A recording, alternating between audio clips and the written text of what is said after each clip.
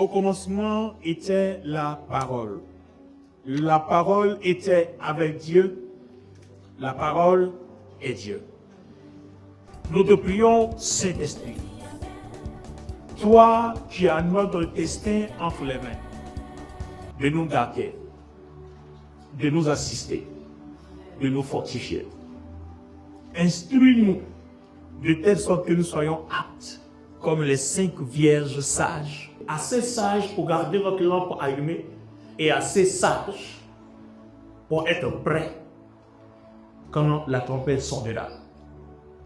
Merci Saint-Esprit de nous accompagner dans ce moment.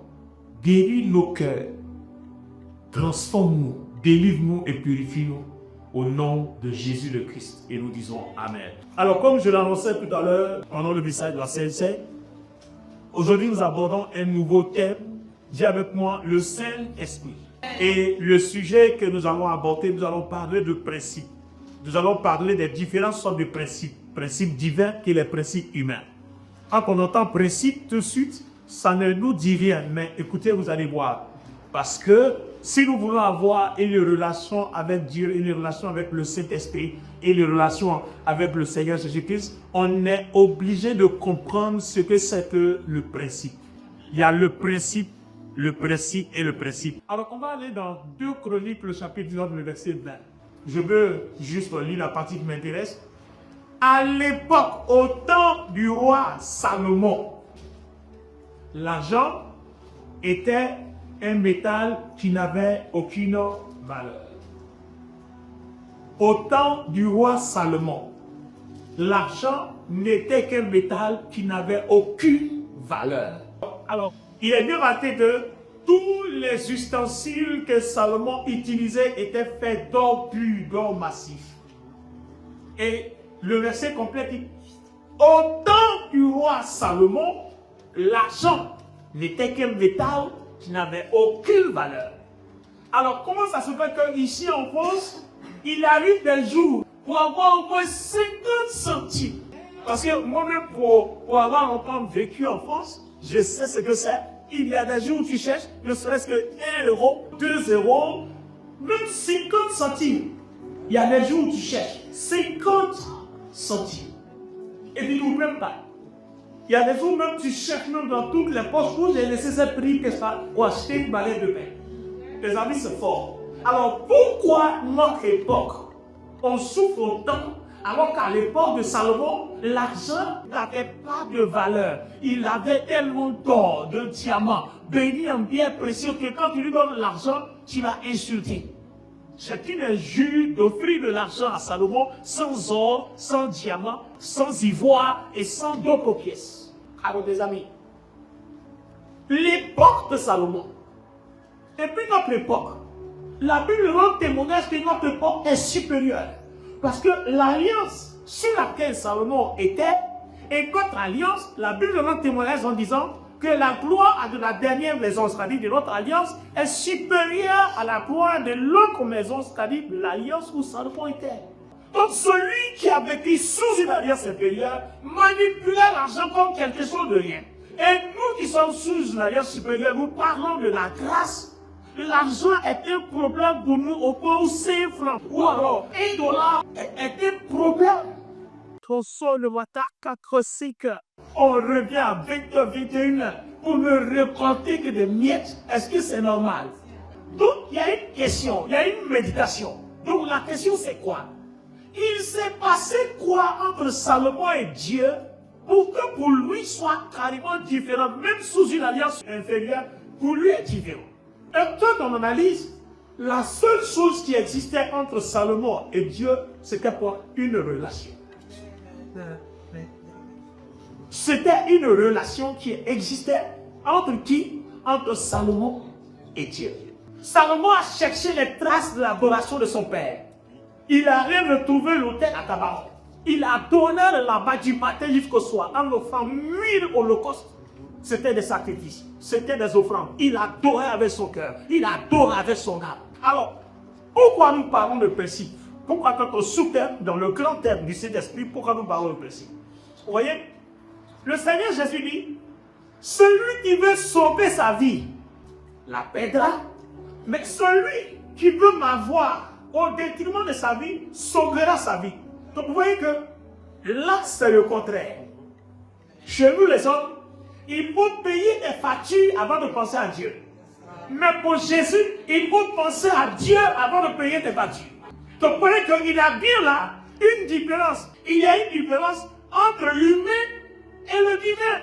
Celui qui renonce à boire pour sauver sa vie perdra sa vie. Mais celui qui renonce à sa vie à cause de quoi sauvera sa vie. Entre le divin et l'humain, la mentalité, le courant de pensée est différent. Donc si vous ne savez pas endosser ce courant de pensée, vous n'allez jamais être d'accord avec le Saint-Esprit. Parce que pourquoi? Quand il te dit à faire ça, tu n'es pas habitué à son courant de pensée. Toi, tu es dans le courant de pensée naturel. Tu es dans le courant de pensée humain. Donc, ça peut entendre la voix de Dieu va devenir problématique. Ça va devenir une situation compliquée. Tu vas toujours dire, arrière de moi, Satan, alors qu'il s'agit de bien de Dieu. Attends, je vais vous donner un exemple quand le Saint-Esprit me l'explique maintenant. Qu'auriez-vous fait si vous étiez à la place d'Abraham? Prends ton fils, ton unique. L'enfant que tu as souffert pour avoir, que tu m'as demandé des années. Va me le sacrifier. Moi-même, à cette époque-là, j'allais dire à la voix là, Satan, arrière-moi. Alors, les amis, vous comprenez en fait, il est bon à un moment donné de penser comme Dieu. C'est-à-dire, il faut convertir des principes et puis adopter celui de Dieu. C'est déjà l'ouverture d'une porte majeure dans la relation entre Dieu. Alors, je prends un exemple. Quelqu'un habite dans votre maison. Vous n'avez pas vu dans certaines maisons, quand vous entrez dans le salon, vous êtes obligé de vous déchausser. Donc celui qui arrive, qui ne se déchausse pas, qui marche sur le tapis avec sa chaussure, on le regarde en chien de faïence. On le regarde très mal. Parce qu'après lui, il va falloir nettoyer. Et on n'a pas envie de nettoyer tous les jours. On n'a pas envie de nettoyer chaque minute. On a bien envie que quand le sol est nettoyé, quelqu'un garde ça, conserve ça propre. Donc vous voyez, vous qui rentrez, comme chez vous, vous marchez sur les tapis de balcon, vous êtes frustré, votre visage est serré, c'est quelle maison ça? Là où on rentre toujours, il faut se déchausser. Regarde comment ma chaussure est belle. J'ai payé ça chez Gucci, j'ai besoin de déchausser, marcher en chose. Est-ce que ma chaussure est pas plus chère que son tapis? D'accord. Ta chaussure est plus chère que son tapis, mais tu es où? Tu es chez lui ou tu es chez Serre. Le jour où tu auras toi-même ton souffle de vie, pour respirer sans Dieu, sans l'aide du souffle que Dieu t'a donné, ce jour-là, pose et déclare tes principes, tu peux vivre sans Dieu. Alors, on a lu les passages, on est dans les principes. On est dans Jean le chapitre 16, du verset 12 jusqu'au verset 15. Je suis dans la version Bible du Seigneur. J'ai encore beaucoup de choses à vous dire, mais elles sont encore trop lourdes à porter pour vous. Quand l'Esprit de vérité sera venu, il vous conduira dans la vérité tout entière. Car il ne parlera pas de lui-même, mais tout ce qu'il aura entendu, il le dira et il vous annoncera les choses à venir. Il manifestera ma gloire, car il puisera dans ce qui est à moi et vous l'annoncera. Tout ce que le Père possède m'appartient à moi aussi. Voilà pourquoi je vous le dis, qu'il puisera dans tout ce qui est à moi et vous l'annoncera. Donc, vous voyez, on parle bien du Saint-Esprit, hein? Et c'est le Seigneur Jésus-Christ qui est en train de nous parler du Saint-Esprit. Il dit qu'il a beaucoup de choses à nous dire, mais on ne peut pas tout endosser parce que c'est trop lourd. Il parlait aux disciples. Parce qu'il leur faut d'abord être transformé, être converti. Quand il dit, quand le Saint-Esprit viendra, il vous conduira dans toute la vérité. C'est-à-dire, ce qui est lourd que vous ne pourrez pas supporter, il va vous conduire de telle sorte que vous puissiez le supporter. Et ça s'est passé il y a depuis plus de 2000 ans dans la chambre haute. Maintenant, regardez, il dit, le Saint-Esprit ne parlera pas de lui-même. Il prendra de ce qu'il a entendu de lui, Jésus, et puis nous l'annoncera. Il dit, il manifestera ma gloire. Donc le Saint-Esprit manifestera la gloire de Jésus. Il puisera dans ce qui est en moi, c'est-à-dire dans ce qui est à Jésus, et il nous l'annoncera. Donc vous voyez en fait, le Seigneur Jésus-Christ qui est en train de nous montrer que son œuvre sur la terre est attachée à Jésus, à sa croix, à son évangile et à tout ce qui le possède. Donc vous voyez que si ta vie ne prends pas la direction manifeste de tout ce que Jésus a fait dans les évangiles, tu ne feras jamais qu'une quelconque gloire du Saint-Esprit manifester soit dans ta vie ou à travers ta vie. Tout ce qu'il aura entendu de moi, déclare le Seigneur, c'est ce qu'il vous dira. Donc le Saint-Esprit ne va pas parler de lui. Il va parler de la croix. Il va parler de la crucifixion. Il va parler de la résurrection. Il va parler de Jésus, né de Marie, qui est venu souffrir pour nous.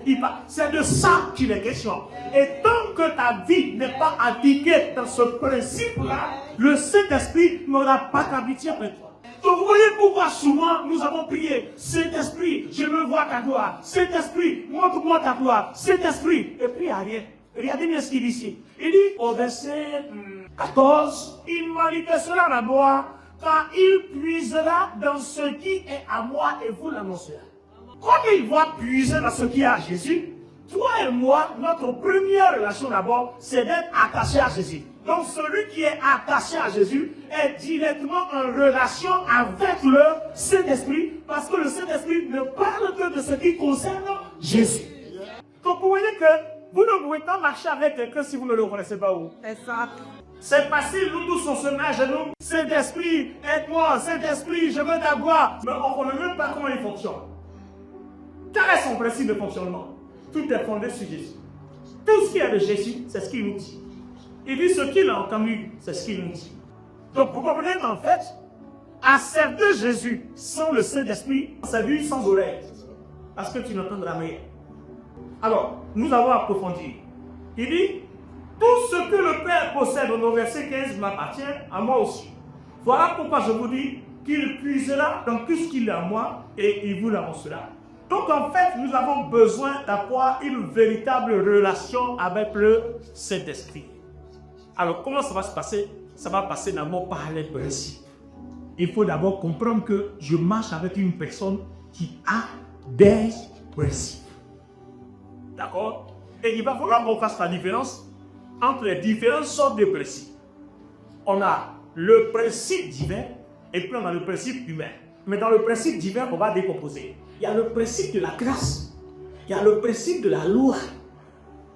Et puis maintenant, il y a le principe des ordres. Parce que quand nous avons marché avec le Seigneur, il n'y a pas eu Dieu avant la loi. Et après la loi, il y a eu quoi? Il y a eu la grâce. Et après la grâce, Jésus a confronté les hommes avec la grâce. Allons-y dans l'Évangile de Jean, le chapitre 8. On va voir comment Jésus a confondu les hommes avec la grâce. Alors, Jean, le chapitre 8, à partir du verset 15. Vous vous souvenez, la femme qui a été surprise au plafond de l'île d'Alité. Ceux qui ont voulu le lapider sont venus. Seigneur, voici une femme surprise en plafond de l'île d'Alité. Que conseil qui qu'on fasse? Moïse a demandé qu'on lapide de telle personne. Le Seigneur n'a rien dit, il baissa la tête. Il écrit. Il lève la tête. Il dit, si quelqu'un n'a jamais péché, qu'il lève la moindre pierre, la première pierre qu'on sépare. Tout le monde a commencé à partir du plus âgé au plus jeune, du plus diplômé au moins diplômé. C'est-à-dire de l'autorité jusqu'à l'invité. Tout le monde est parti. Et le Seigneur a dit, femme, va, ne le bosse plus. Moi non plus, je ne te condamne pas. Vous voyez la grâce que le Seigneur lui fait. Mais regardez bien. Regardez ce que le Seigneur dit aux gens. Il leur dit, au verset 15 de Jean 8, il dit, vous jugez à la manière humaine. Ça, c'est la version parole de Dieu. Vous jugez à la manière humaine. Mais moi, je ne juge personne. Et même quand je juge, mon jugement est juste. En effet, je ne suis pas seul pour juger. Je suis avec le Père qui m'a envoyé. Donc lui, il est toujours dans le principe divin, alors que les gens sont dans leur mentalité humaine. Amen. Donc il travaille toujours dans la mentalité du Père. Si toi et moi, chaque chose qui nous arrive, on dirait, si Dieu était à ma place, qu'aurait-il fait? Alors on dira que nous sommes véritablement en relation avec Dieu. Mais quand toutefois que tu es en face d'un problème, en face d'une résolution, que tu prends toi-même ta façon de voir, ta façon de comprendre que tu opères, alors là, tu es dans Jean 8, verset 15 qui dit, tu juges et tu réagis à la manière humaine qui est contraire au principe soit de la loi, ou au principe de la grâce, ou au principe divin en général. Allons-y. La Bible détaillée. Jean 8, verset 15, Bible détaillée. Vous jugez selon la chair, Seulement par ce que vous voyez. seulement par ce que vous voyez. Et puis regardez, ça veut dire quelque chose. Supposez ce laissera Dieu quelqu'un qu'on est justice, non. Et puis la personne vient. On dit, oh, pasteur Boni, tu vois Justine? Justine n'est pas bien. Justine est comme ci, Justine est comme ça, Justine l'appelle ci, Justine l'appelle ça. On va parler blablabla. D'accord. La personne va parler comment? Humainement. C'est pas la même chose que Marie fait avec la femme adultère là. Seigneur, elle a commis l'adultère, on l'a pris en flagrant délit. On va la prier. Et puis le Seigneur Jésus-Christ, au lieu de dire oui, comme Moïse a dit, lapidez-la, le Seigneur se met à écrire en fait, le fait que vous êtes assis, que vous vous blessez, ça veut dire quoi? Vous rentrez dans votre cœur, vous partez chercher la pensée de Dieu. Vous voyez? Donc le Seigneur assis, il baisse la tête, il cherche la pensée de Dieu. C'est-à-dire, Dieu, si tu étais à ma place, qu'est-ce que tu aurais dit? Qu'est-ce que tu aurais fait à cette femme? Pourquoi aujourd'hui l'ennemi arrive à s'infiltrer dans l'église? Pourquoi Satan mélange des enfants de Dieu dans l'église à travers des rumeurs, à travers des colportages, à travers mille ces choses? C'est parce que ceux qui écoutent ne rentrent pas en eux-mêmes. C'est parce que ceux qui écoutent ne demandent pas, Seigneur, ce qu'on m'a dit là. Si tu étais à ma place, qu'aurais-tu répondu ou qu'aurais-tu fait? Ils ont pensé qu'en prenant la femme, oui, elle a commis l'adultère, Jésus allait lui dire, lapidez-la, elle est mauvaise, elle est pure, tuez-la. Non. Seigneur, qu'est-ce que tu aurais dit? Si tu étais moi et qu'on te posait cette question, qu'est-ce que tu aurais fait? Vous voyez que la mentalité humaine et la mentalité divine, c'est différent.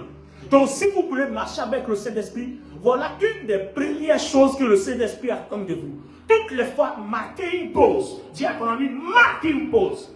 Et tu dis, Saint-Esprit, qu'aurais-tu répondu? Qu'aurais-tu fait? Et comment aurais-tu réagi? À ce moment-là, tu es en train de lui dire que tu dépends totalement de lui. Au temps de Salomon, l'argent n'avait pas de valeur. Mais la Bible n'a pas dit qu'à Dieu appartient l'or et l'argent.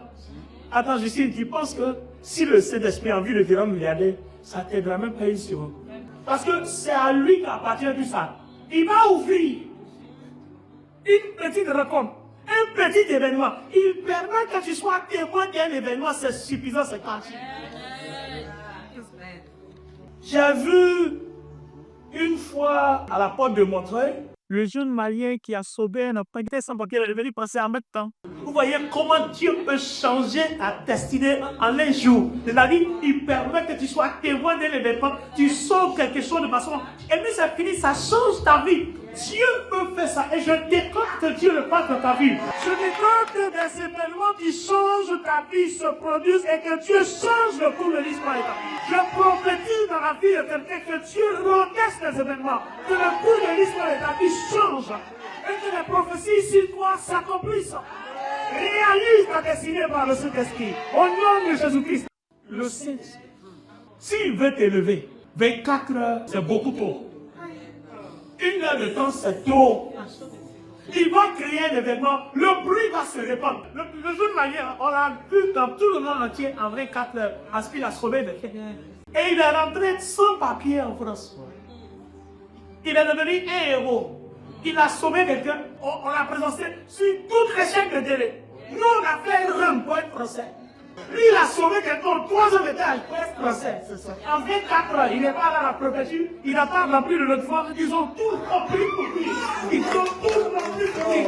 Je déclare que le Saint-Esprit a compris ce traitement de ceci. Il est capable, il peut le faire. Je déclare qu'il le fasse.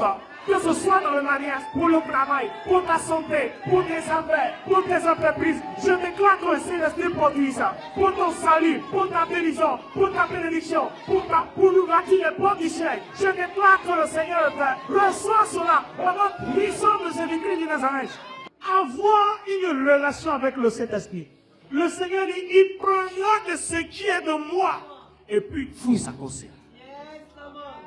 Alors, ça veut dire que toi et moi, la prochaine étape, c'est apprendre à connaître Jésus. Qui est Jésus? Et puis qu'est-ce qu'il a fait? À partir du moment où on sait qui est Jésus, ce qu'il a fait, on connaît désormais ce que le Saint-Esprit va apprendre, nous donner. C'est pas moi qui le dis. C'est écrit ici, il prendra de ce qui est de moi Il vous l'annoncera. Ce qu'il aura entendu de moi, c'est ce qu'il vous dira. Il puisera, il montrera, il manifestera ma gloire. Jésus dit que le Saint-Esprit manifestera sa gloire. Ce n'est pas la gloire de quelqu'un, c'est la gloire de Jésus. Donc, à ton avis, la gloire de Jésus, elle est comment?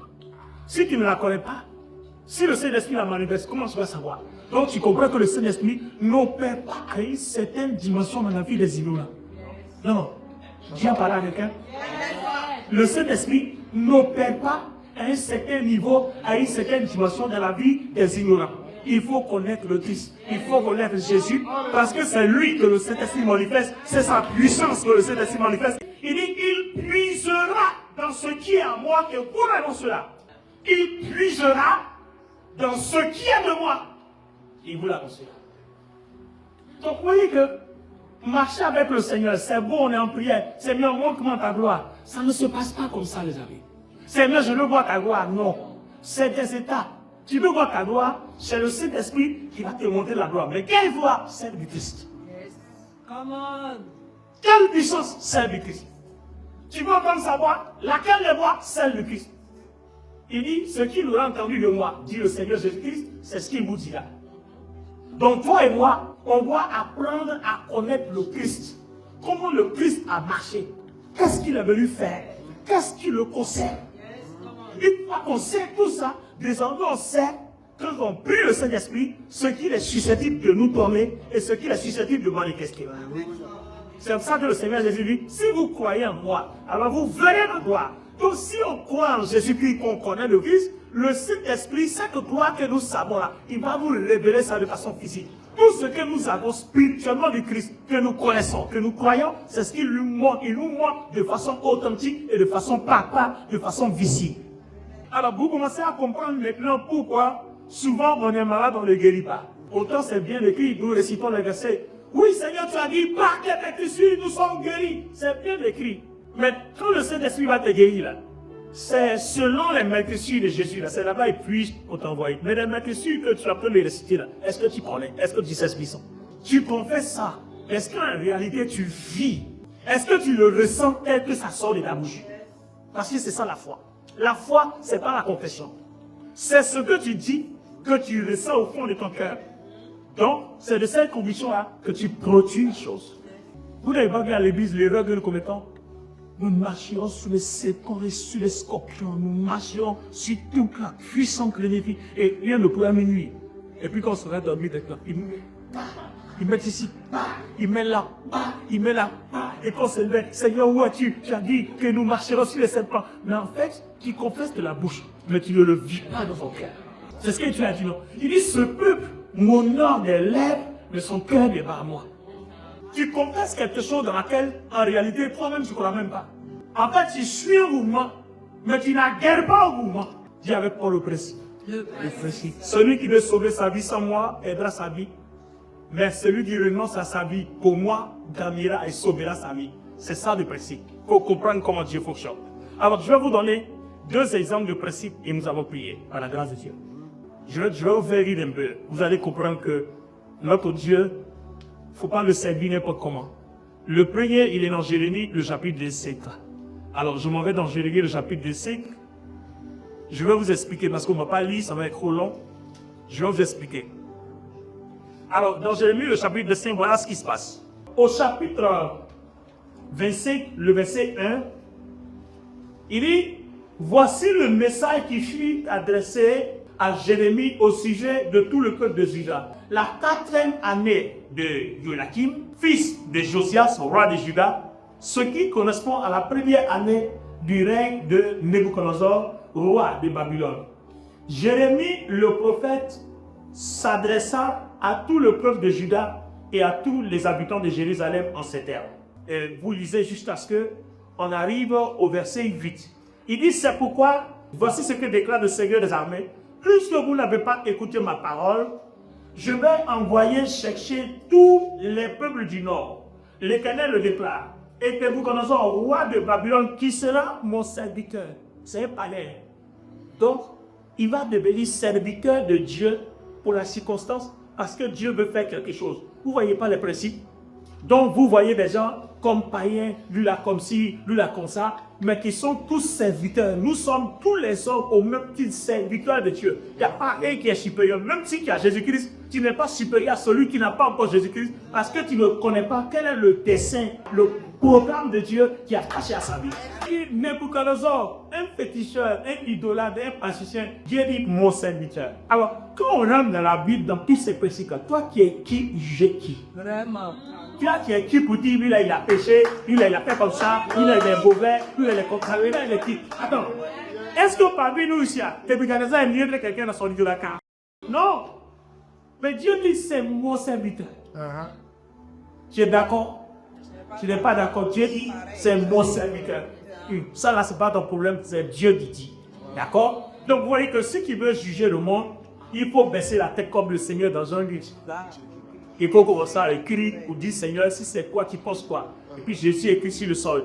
Dieu dit si c'est moi, je vais dire comme ça. C'est pour ça que le Seigneur Jésus disait, tout ce que je dis, je l'entends de mon Père. Il dit, je ne fais rien sans que mon Père ne me dise quelque chose. Si toi et moi, on peut faire comme ça avec le Saint-Esprit, et que ce principe-là devient notre principe, au lieu de laisser dans notre principe humain, aussitôt il y a un problème, la mentalité humaine te dit qu'il est réponse ou une conduite, ou une réaction. Maintenant, comme toi, tu as eu une relation avec le Christ, tu dois être capable de dire, Saint-Esprit, toi qui représentes le Christ en moi, et toi qui prends ce qui est de Christ, et puis tu me l'annonces. Si c'était toi, tu en as fait quoi? Mesdames et messieurs, c'est de ça qu'il est question quand on parle de l'onction du Saint-Esprit et de sa puissance. Si tu ne sais pas faire ce genre de choses-là, dans ce principe-là, dis bye-bye à l'onction, dis bye-bye à la puissance de Dieu, dis bye-bye au don de Dieu. Si tu n'as pas le temps de marcher avec lui de cette façon-là, dis bye-bye à tout, parce que tu ne le verras pas.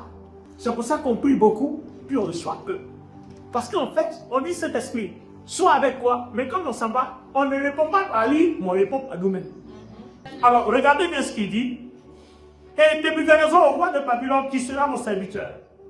Je les ferai venir contre ce pays et contre ses habitants et contre tous les peuples qui l'entourent.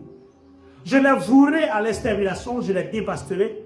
J'en ferai pour toujours des ruines et l'on sifflera d'horreur à leur sujet. Je ferai disparaître de chez eux une les cris de réjouissance qui est dans l'église. La voix du marié qui est de la mariée, le bruit de la meule et la lumière de la lampe. Et puis regardez maintenant au verset 11, c'est là que le groupe commence. Regardez au verset 11. J'ai lu le début pour que vous voyez un peu le contexte historique. Maintenant regardez, là on va parler maintenant de la portée biblique. La portée historique et la portée biblique. Le pays tout entier ne sera plus que ruine et terre dévastée. L'ensemble de ces peuples seront assujettis au roi de Babylone pendant 70 ans. Verset 12. Et au bout de ces 70 ans, je demanderai compte de leurs crimes au roi de Babylone et de son peuple. Aïe. Non. Est-ce que vous avez compris? Non, attends, je les prends. Parce que c'est là, et je trouve le fond du sujet. La portée historique, la portée biblique se trouve là. Le pays tout entier ne sera plus que ruine et terre dévastée. L'ensemble de ces peuples seront assujettis au roi de Babylone pendant 70 ans. Et au bout de 70 ans, je demanderai compte de leur crime au roi de Babylone et à son peuple. L'Éternel le déclare.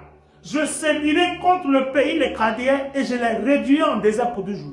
J'accomplirai contre ce pays toutes les menaces que j'ai proférées contre lui et tout ce qui est écrit dans ce livre. Ce que Jérémie le prophète a prophétisé au sujet de ces divers peuples. Car les Chaldéens eux-mêmes seront assujettis par des peuples nombreux et des rois puissants. Et je leur rendrai ce que leur auront valu leurs actes et leurs agissements. Les amis, on parle de précis, diablement précis. Tu es un enfant de Dieu. Tu as péché contre Dieu. Dieu est fâché avec toi. Et puis Dieu suscite l'ennemi. Pour que l'ennemi te corrige afin que ton cœur revienne à lui. Et Dieu dit, dans le cas d'Israël, la correction va durer, la punition va durer 70 ans. Mais après 70 ans, ceux qui ont connu Israël, qui ont connu Juda là, Dieu va envoyer tout un peu plus fort que qui vont les corriger. Alors, les amis, on ne comprend plus. On comprend plus. Vous comprenez maintenant le principe. Donc, ici, le principe humain, hein, est-ce que ça c'est normal? Il me peut pas, c'est pas normal. C'est toi qui m'as dit de le châtier. Et puis après, tu me dis, pourquoi de le châtier trop fort? En fait, Dieu dit, en le châtiant là, il fallait me demander comment tu devais le châtier. Tu l'as traité au-delà de ce que de minutes qui passe. Je réclame que tous ceux qui ne t'aiment pas, que Dieu s'intéresse contre eux. Quel que soit ton péché, quelle que soit ta situation, celui qui te traite mal, que Dieu s'intéresse contre lui. Ah les amis, c'est pas moi, c'est ce qui est avec ma parole. Donc vous voyez que Dieu tient en nous. Oui, on va passer que Dieu débat toi. C'est pas qu'il t'abandonne, il t'a pas laissé, hein. Non, il est en train de te montrer que mon fils, ma fille, on n'a pas ça. Mais celui qui l'a dit, pourquoi tu as fait ça à l'éternel? Dieu m'a dit, ton problème là, il est où? Ton problème, c'est quoi ton problème? Non, mais quel est ton problème? Quel est ton problème? Je n'ai pas que Dieu s'intéresse à tes ennemis maintenant. Quel est mon problème? Je comprends que tous les sorciers s'impliquent. Quel est leur problème? Au nom de Jésus-Christ, que Dieu t'évite tes adversaires. Donc, Justine, tu vois que quand tu connais ces gens de parole, à prière change. Donc, vous voyez que prier même là, tu ne peux pas faire une bonne prière si tu ne connais pas les Écritures. Donc, tu vois que ceux qui aiment les miracles sans connaître les Écritures, c'est ça que les miracles deviennent d'avec. Parce que tu ne connais pas les principes, comment Dieu fonctionne. Toi, tu vois tout en normal. Toi, tu vois tout en humain. Ça ne vient pas comme ça. Dieu ne te frappe, il a dit, hé, frappe mon petit, corrige-le. Et puis toi, tu as vu le corriger, tu as en perdu un autre plus bon. Il dit, frappe celui qui a corrigé mon fils là. Parce qu'il n'a pas corrigé avec la limite que je paie. Il a corrigé au-delà sans moi. Il a fait n'importe quoi. Tu as dit, mon fils dans ta bâche. Il t'a dit de le corriger. Mais par exemple, il m'a demandé, j'étais où? Mais toi, tu as tapé sa tête. Tu as tapé son dos, il n'y a pas le dos. Oh, je voulais seulement que tu tapes un peu son dos sur la vie. Tu as tapé la tête, il a mal à la tête. Il a tué maintenant. Tu as tapé son dos, il a compris dans la colonne vertébrale. Et c'est celui de lui de paix. Donc toi aussi, tape de sa tête, tape de sa colonne de paix. Et puis prie cette question. Acclamons l'Éternel. Le Seigneur ne t'a pas abandonné. C'est parce que tu n'as pas une relation avec lui que tout était bon pour ta vie. Quand tu as une relation avec Dieu, je dis, tout était bon pour t'allumer. Quelqu'un ne peut pas te traiter comme il veut et puis s'en sortir.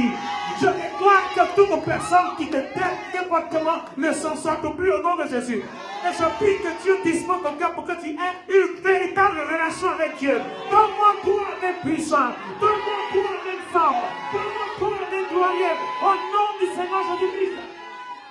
Alors, permettez de vous donner le dernier exemple.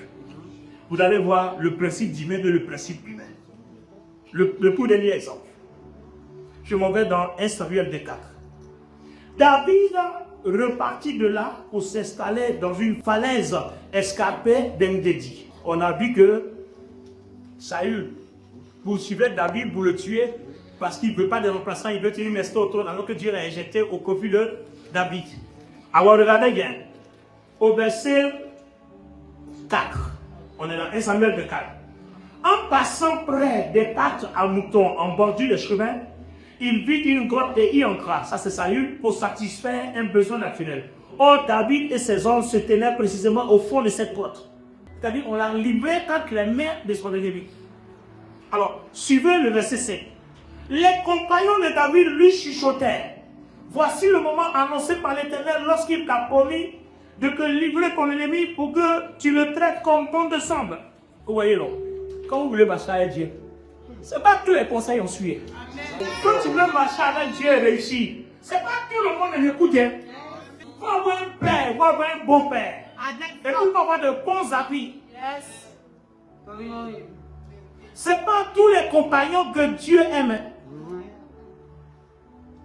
Alors David se leva et alla. Regardez bien, on lui a dit, Dieu livre ton ennemi. Va faire le Seigneur, tu veux dire. Regardez ce que David lui va faire. Parce que les autres avaient le principe humain, le raisonnement humain, la pensée charnelle, mais David, lui, son raisonnement est divin. C'est-à-dire, il va toujours se mettre dans la peau de Dieu avant d'agir parce qu'il veut toujours que Dieu soit avec lui. Il veut toujours que Dieu opère à travers lui. Donc si tu veux que Dieu soit avec toi, qu'il opère avec toi, tu vas adopter sa mentalité et savoir quoi faire comme si c'est Dieu qui agissait. Alors, David se leva et alla couper un pan du manteau de Saül sans que celui-ci s'en aperçoive.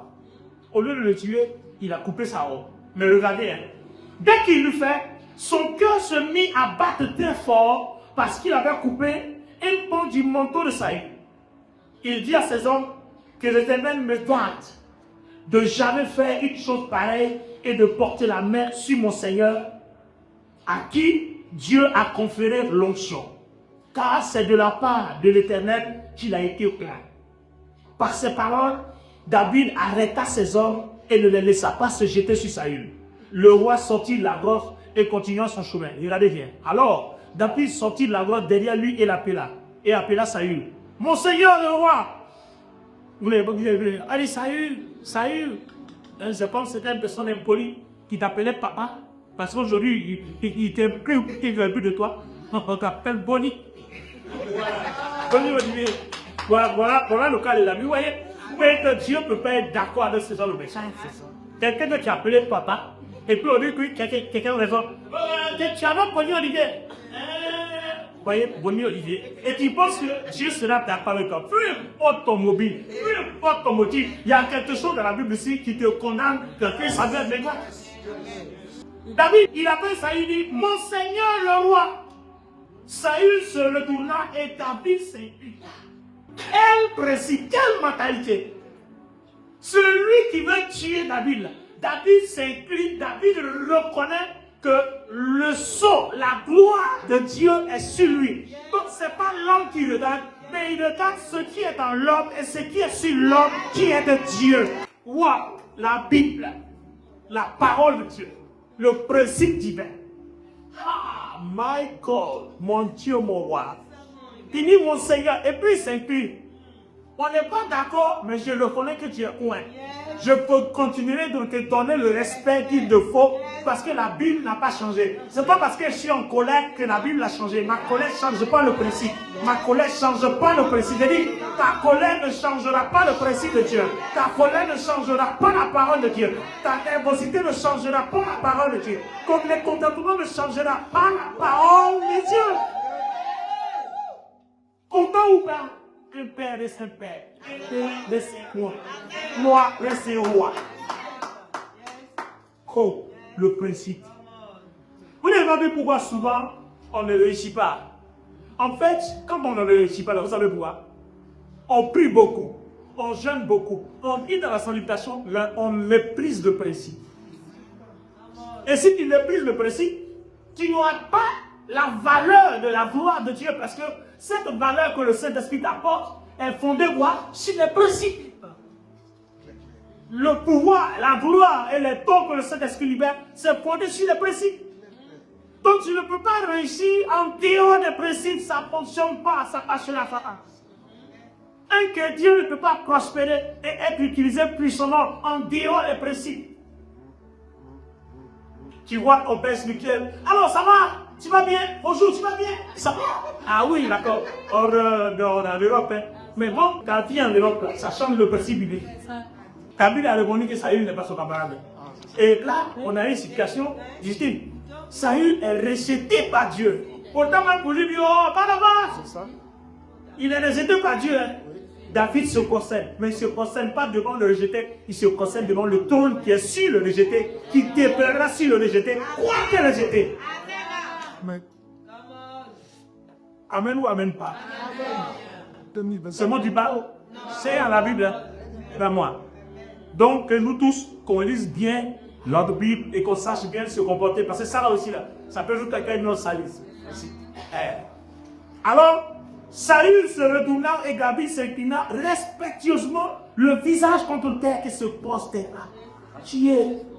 Puis il dit à Saül, pourquoi écoutes-tu ceux qui te disent que je cherche à te nuire? Aujourd'hui même, tu vois de tes yeux que l'Éternel t'avait livré en mon pouvoir dans la grotte, en me disant de te tuer. Mais je n'ai épargné et j'ai dit, je ne porterai pas la main sur mon Seigneur, car il a reçu l'onction, n'a pas d'éternel. Regarde son raisonnement.